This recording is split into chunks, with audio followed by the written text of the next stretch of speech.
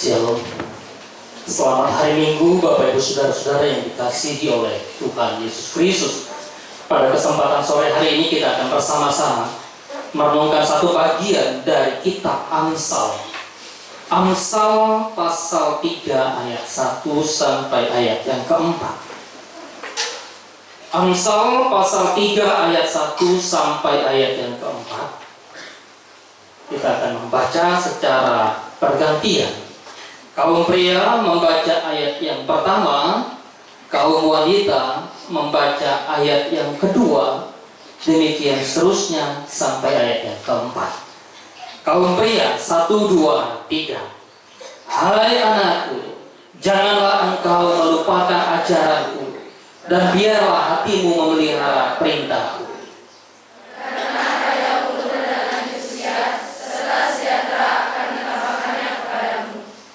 Janganlah kiranya kasih dan setia meninggalkan engkau. Kalungkanlah itu pada lehermu, tuliskanlah itu pada loh hatimu. Maka engkau akan mendapat kasih dan penghargaan dalam pandangan Allah serta manusia. Demikian pembacaan firman Tuhan. Anak yang bijaksana. Kalau kita berbicara tentang anak, maka kita pasti akan menggolongkannya di dalam kelompok usia. Misalnya ada usia balita sampai misalnya usia 0 sampai 5 tahun, atau 5 tahun sampai 10 tahun, 10 tahun sampai 15 tahun, 15 tahun sampai 20 tahun, 20 tahun misalnya. Sampai berapa? Sampai 30 tahun. Tingkat-tingkat tertentu maka menggambarkan tentang usia atau tentang anak.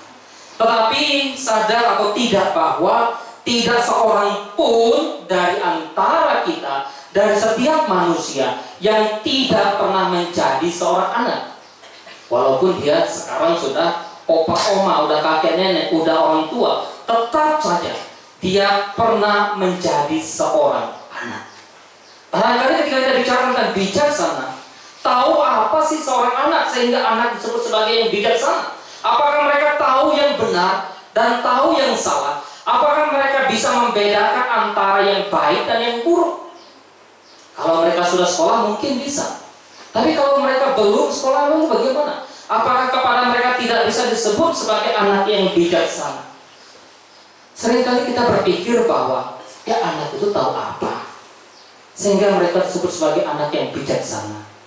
Memangnya mereka sudah punya pengalaman yang banyak. Memangnya mereka sudah punya pendidikan yang tinggi. Memangnya mereka sudah punya pengetahuan yang luas. Memangnya mereka sudah banyak mengecap pengalaman dan punya banyak ilmu, sehingga mereka disebut sebagai yang bijaksana.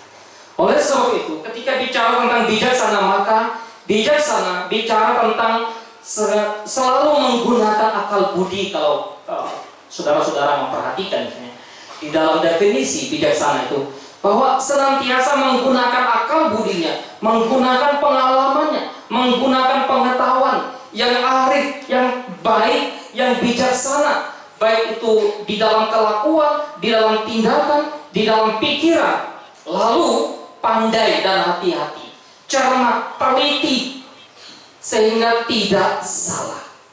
Dengan kata lain, maka bijaksana itu kalau Amsal sendiri mendefinisikan adalah kepandaian. Pasal 2 dari Amsal ayat 2 menggambarkan bahwa sesuatu yang disebut dengan hikmat, sesuatu yang disebut dengan bijaksana, tidak lain dan tidak bukan adalah kepandaian itu sendiri. Bagaimana memperoleh kepandaian? Bagaimana memperoleh bijaksana? Bagaimana memperoleh hikmat bagi dunia? Maka utuslah anak itu ke pendidikan yang lebih baik. Maka mereka akan belajar bijaksana di sana. Bagi dunia, maka utuslah anak sekolah ke tempat yang paling jauh. Maka di sana barangkali mereka akan mendapatkan pengetahuan, mendapatkan bijaksana, mendapatkan pengertian, mendapatkan kepandaian. Karena itu tidak heran kalau pepatah mengatakan, tuntutlah ilmu sampai ke negeri tirai bambusan. Tetapi apakah Alkitab menggambarkan hal yang demikian? Tidakkah ketika anak tidak menempuh pendidikan jauh, lalu belajar aja di rumah, tidak punya hikmat, tidak punya bijaksana, tidak punya pengetahuan, tidak punya kepandaian, karena itu Amsal memberikan tentang bagaimana pembentuk bijaksana itu. Pembentuk bijaksana berdasarkan teks yang kita baca adalah pertama, bicara tentang ajaran dan titah Tuhan. Untuk membentuk seorang menjadi bijaksana, maka ajaran dan titah Tuhan, itulah yang Amsal tuliskan. Perhatikan bahwa ketika bicara tentang ajaran, bicara tentang titah Tuhan di dalam perspektif orang Yahudi, maka itu bicara pertama hukum Allah. Bicara hukum yang Tuhan berikan kepada Musa, bicara hukum yang Tuhan berikan kepada para nabi, kepada para orang-orang yang dipakai oleh Tuhan, maka itulah sumber pembentuk bijaksana. Dengan kata lain, ketika Tuhan yang memberikan peraturan, memberikan titah, memberikan ajaran, itu sebetulnya menggambarkan bahwa Allah sendirilah yang menjadi sumber bijaksana. Allah yang menjadi sumber hikmat, Allah yang menjadi sumber pengetahuan, Allah yang menjadi sumber kepandaian. Karena itu Alkitab mengatakan takut akan Tuhan adalah permulaan hikmat dan kepandaian. Tetapi orang bodoh seringkali mengabaikannya, menghina pendidik. Orang bodoh seringkali mengabaikan ajaran dan nasihat Tuhan. Sumber pembentuk bijaksana selain titah Tuhan, maka di situ juga ada kasih dan setia Tuhan. Di dalam terjemahan lain, kasih dan setia Tuhan bicara juga tentang kebenaran, bicara tentang kebenaran Allah, bicara tentang keadilan Tuhan, bicara tentang kebaikan Tuhan. Maka bicara tentang keadilan, kebenaran dan kebajikan Tuhan. Sebetulnya kalau mau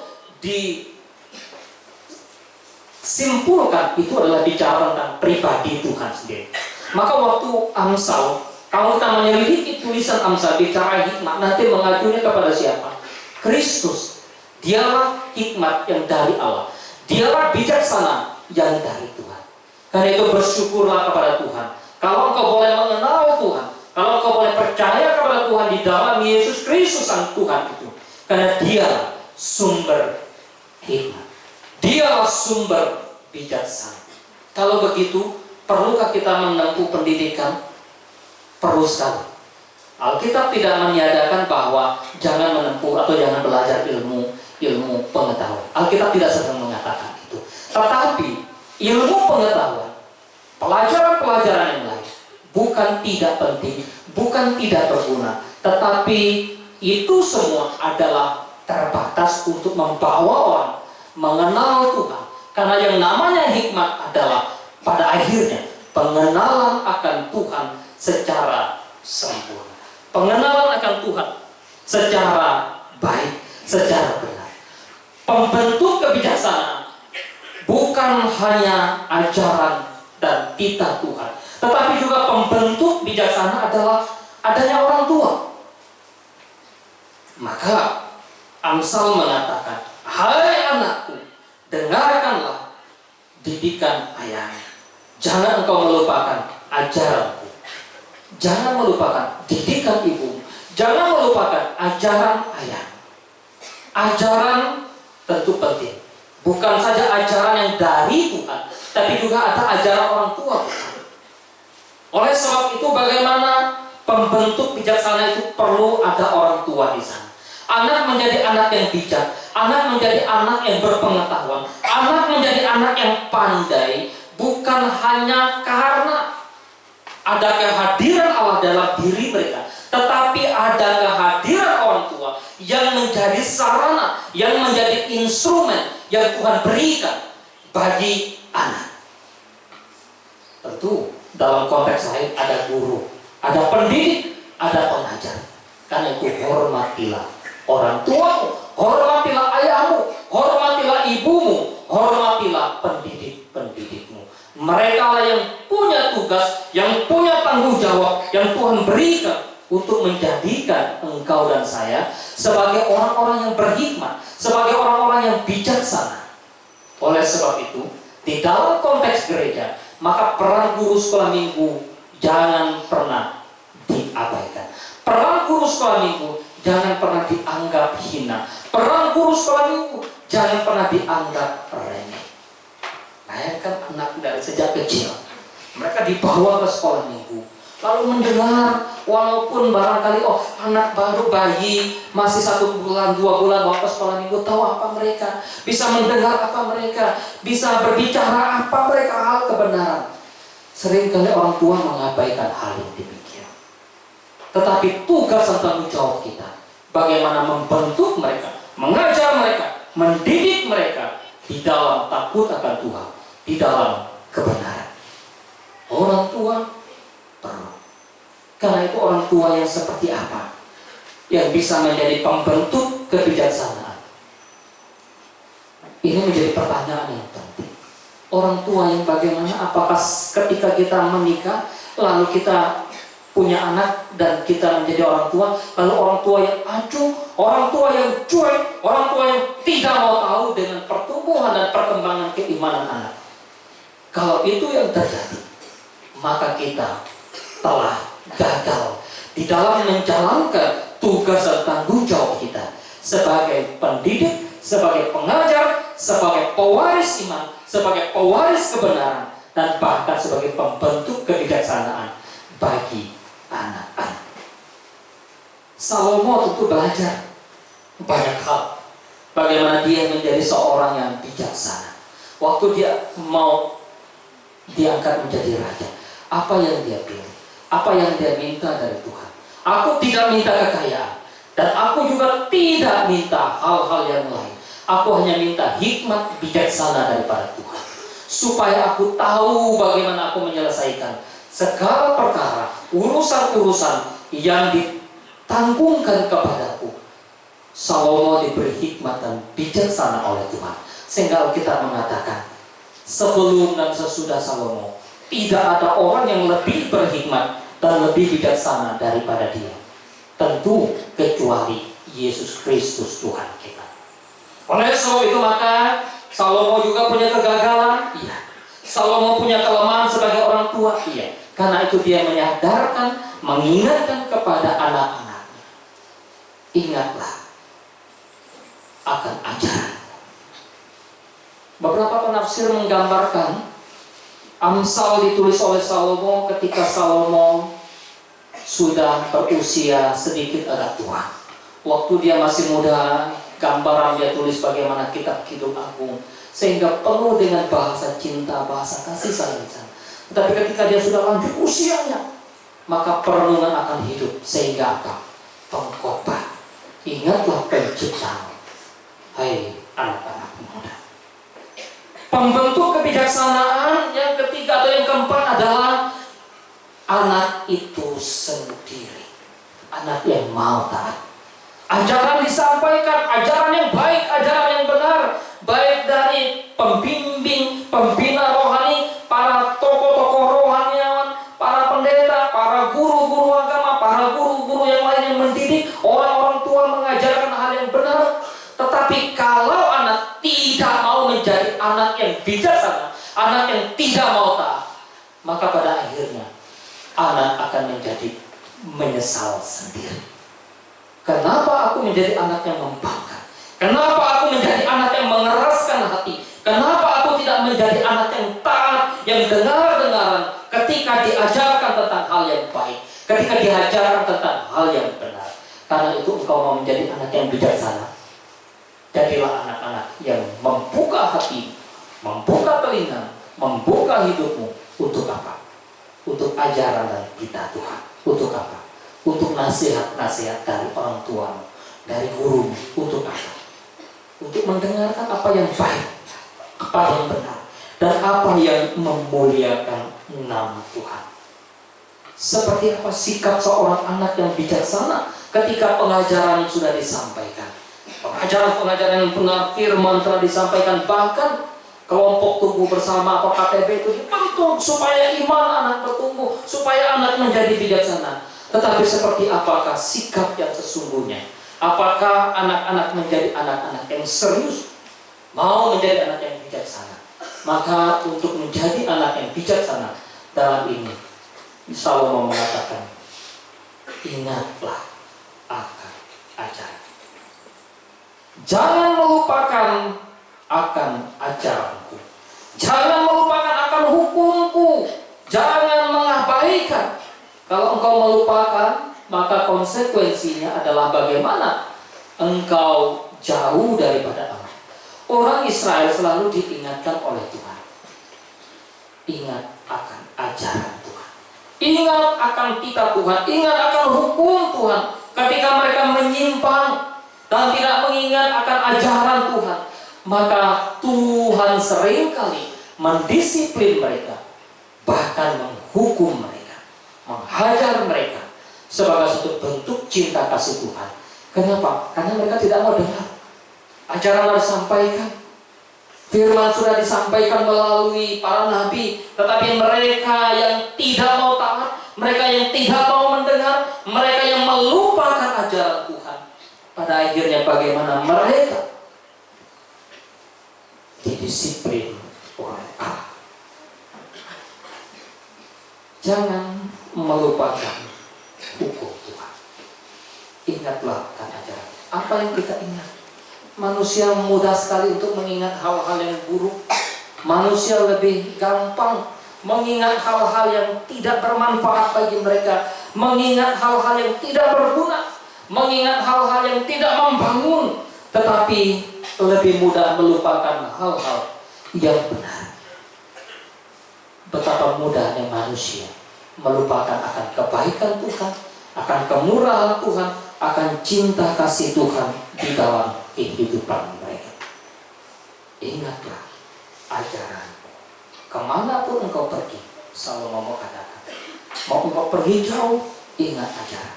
Mau engkau pergi dekat, ingat ajaran. Mau engkau usiamu berapa, ingat akan ajaran Tuhan. Ajaran Tuhan itu yang perlu diingat kita. Bayangkan, kenapa perlu mengingat ajaran Tuhan? Karena ajaran Tuhan adalah ajaran yang benar, ajaran yang tidak pernah salah, ajaran yang tidak pernah keliru, ajaran yang tidak pernah membuat manusia untuk hidup dalam kebinasaan.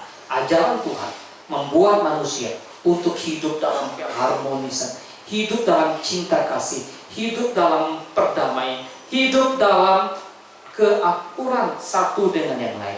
Akurlah kita, bukan sebaliknya. Maka ingatlah akan ajaran Tuhan. Anak yang menjadi bijak, mereka akan selalu ingat akan ajaran Tuhan. Hal yang kedua, seperti apa? Anak yang berhikmat, anak yang bijaksana, maka mereka bersikap memelihara ajaran dan perintah Tuhan di dalam hati mereka. Bukan hanya sekadar kita ingat, tetapi juga bagaimana kita menyimpan dan memelihara, lalu menjaga di dalam hati kita. Biarlah hatimu menjaga perintahku, memutuskan untuk mengingat. Itu juga terkait dengan kehidupan yang taat, di mana seorang menaati perintah-perintah Allah. Jika seorang secara mental mengingat akan firman Tuhan tetapi gagal untuk mentaatinya, maka ia dapat dengan tepat dikatakan telah melupakan perintah Allah. Ketaatan adalah salah satu yang terpenting di dalam hati manusia. Kenapa Tuhan melalui Salomo mengingatkan untuk memelihara di dalam hati? Seberapa penting sih hati kita? Apa sih fungsi hati kita? Alkitab mengatakan, dari hatilah terpancar kehidupan. Jagalah hatimu dengan segala atau dari segala kewaspadaan, karena dari situlah kehidupanmu terpancar. Seringkali kita tidak menjaga hati kita. Hati ini pusat hidup manusia. Karena itu Yesus mengajarkan apa yang disebut sebagai hal yang najis. Bukan apa yang kau makan, bukan apa yang kau minum. Di dalam pengajaran Tuhan Yesus kepada orang Yahudi, tetapi apa yang keluar dari hati seseorang, itulah yang membuat hidup manusia tidak berkenan di hadapan Allah. Itulah yang membuat hidup manusia kotor di hadapan Tuhan. Itulah yang menentukan bahwa manusia hidupnya suci atau berdosa. Kalau dari hati keluar kata-kata yang kemudian melalui mulutnya hal-hal yang buruk, maka itu menggambarkan bahwa hati kita yang buruk. Kalau ada kata-kata yang jahat, yang buruk dari hati, keluar dari bibir mulut kita, maka itu gambaran suasana hati kita yang lagi buruk. Segala sesuatu yang dilakukan oleh manusia, nah, pikiran, perkataan, tingkah laku itu bersumbernya dari hati. Karena itu peliharalah hukum Tuhan, peliharalah firman, peliharalah ajaran di dalam hatimu. Hati sangat penting. Lalu Salomo juga mengatakan untuk apa dan bagaimana menjadi anak yang bijak itu. Mengalungkan kebenaran itu pada leher. Kebenaran, ajaran yang baik, ajaran yang sehat itu kamu kalungkan kepada leher. Menjadi aksesoris di dalam kehidupan kita. Menjadi aksesoris yang penting, yang berguna untuk hidup kita. Karena itu sesuatu yang dikalungkan, maka kemana dia pergi, kemana dia berjalan, kalung itu akan mengikuti. Kalung itu sebagai satu bentuk bagaimana orang, misalnya ketika dia mengasihi seseorang, kadang dia berikan kalung. Kehormatan juga gambaran bagaimana orang diberikan kalung. Coba, kalau pejabat yang tinggi datang, maka seringkali dikalungkan bunga. Oh, kalung sibuk lagi orang buat bunga, sibuk siapkan. Kita mau kalungkan apa itu pejabat yang datang. Supaya apa? Untuk kita menghormati dia, untuk kita menyambut dia, untuk kita menghargai dia. Ketika Allah melalui Salomo memerintahkan kepada anak-anak, kalungkanlah kasih dan kesetiaan Allah kepada leher. Jadikan itu sebagai aksesoris di dalam hidup. Orang begitu bangga kalau bisa menggunakan kalung yang mahal. Kalau kalung perak, sedikit bangga. Coba kalau medali, kalau ada yang menang, ada perlombaan, lalu dikasih kalung medali, oh bangganya setengah mati.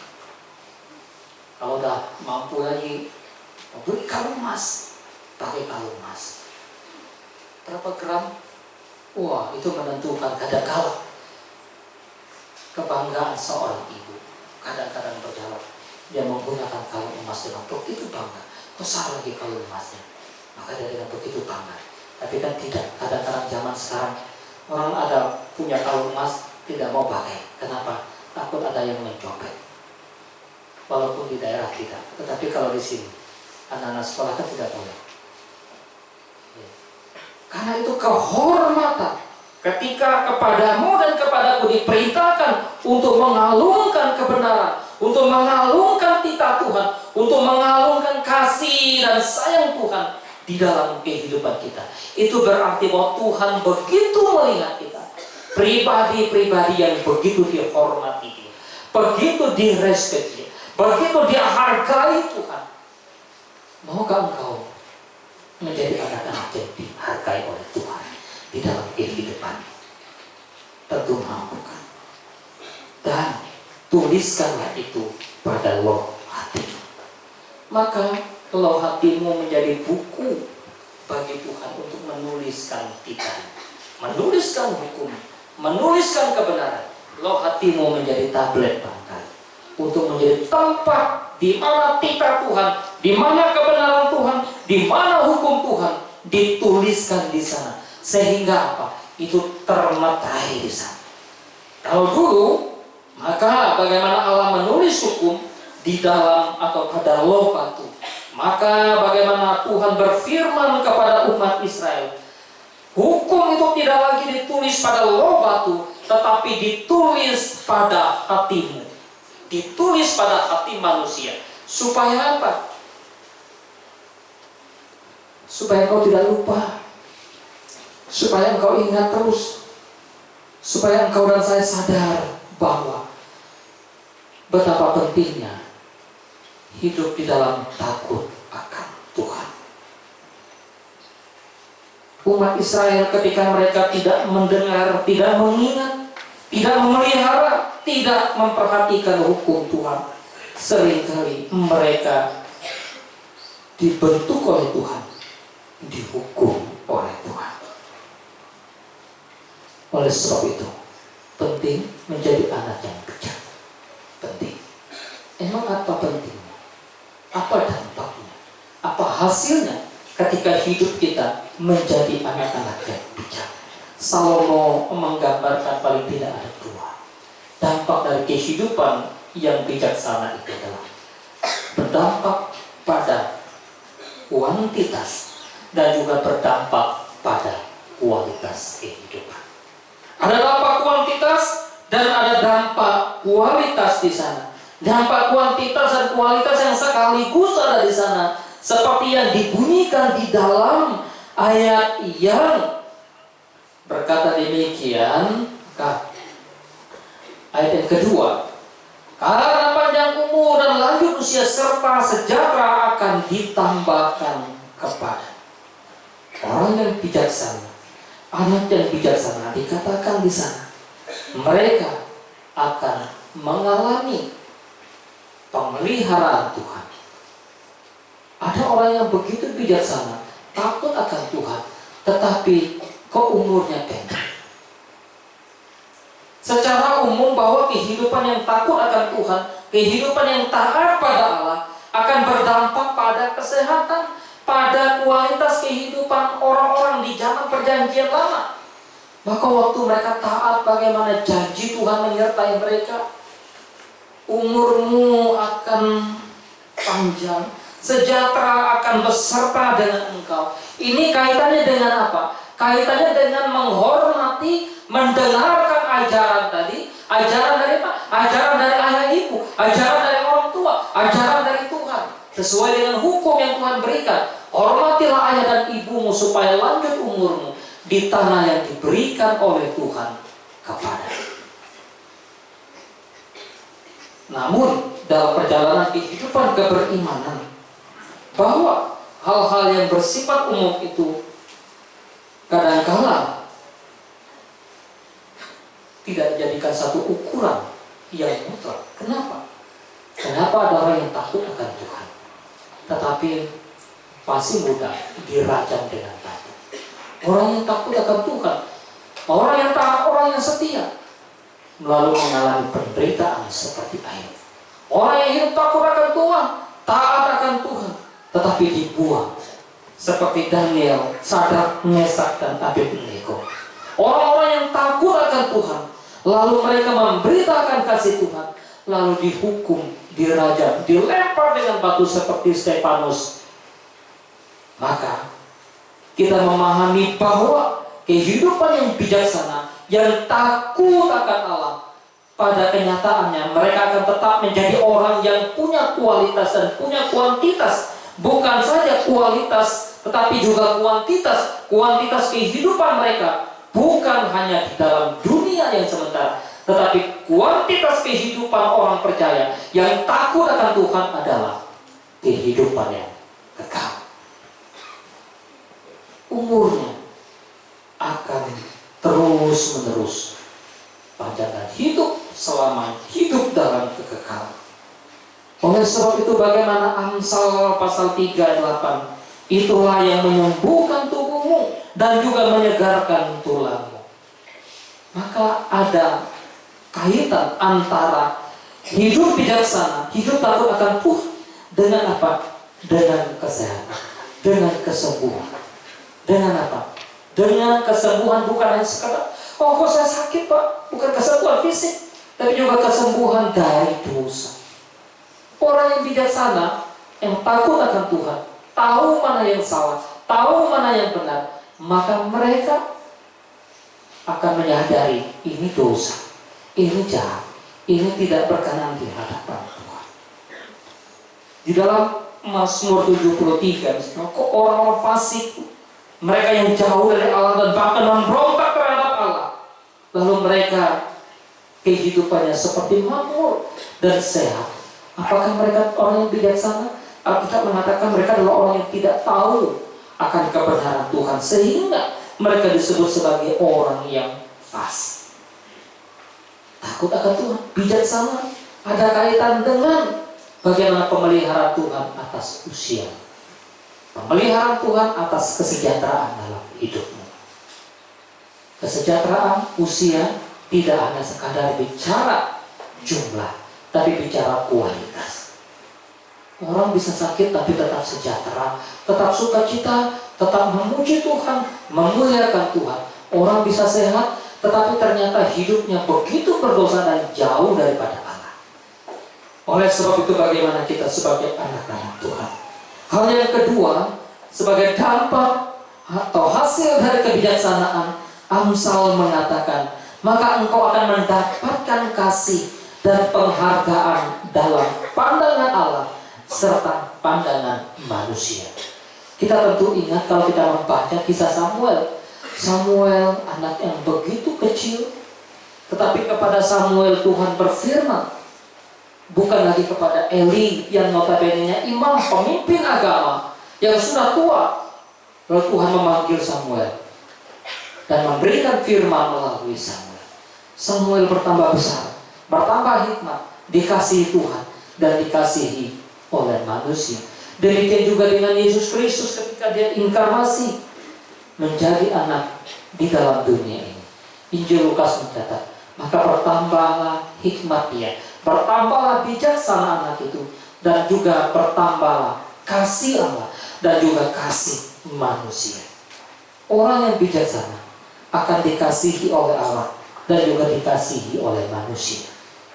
Akan dicari mana orang yang bijaksana, yang bisa mengajar, yang bisa memberikan nasihat, yang bisa memberikan arahan yang benar mana. Maka Salomo menyadari betul bagaimana ratu dari negeri selatan datang mencari Salomo. Seperti apa dia seorang yang disebut sebagai orang yang bijaksana, menjadi magnet yang begitu kuat bagi orang lain, orang yang bijaksana. Karena itu ketika orang tahu bahwa gurunya begitu berhikmat, begitu bijaksana, maka orang datang ke sana. Untuk apa? Belajar. Untuk apa? Menuntut ilmu. Untuk mendapatkan pengalaman, mendapatkan pendidikan. Jadilah anak-anak yang bijaksana di dalam seluruh kehidupan. Dan biarlah Tuhan menolong kita, Tuhan memimpin kita. Kita mau menjadi anak yang bijaksana, takutlah akan Tuhan. Jauhilah kejahatan. Di sanalah engkau akan melihat dan menemukan pemeliharaan Tuhan atas kehidupanmu.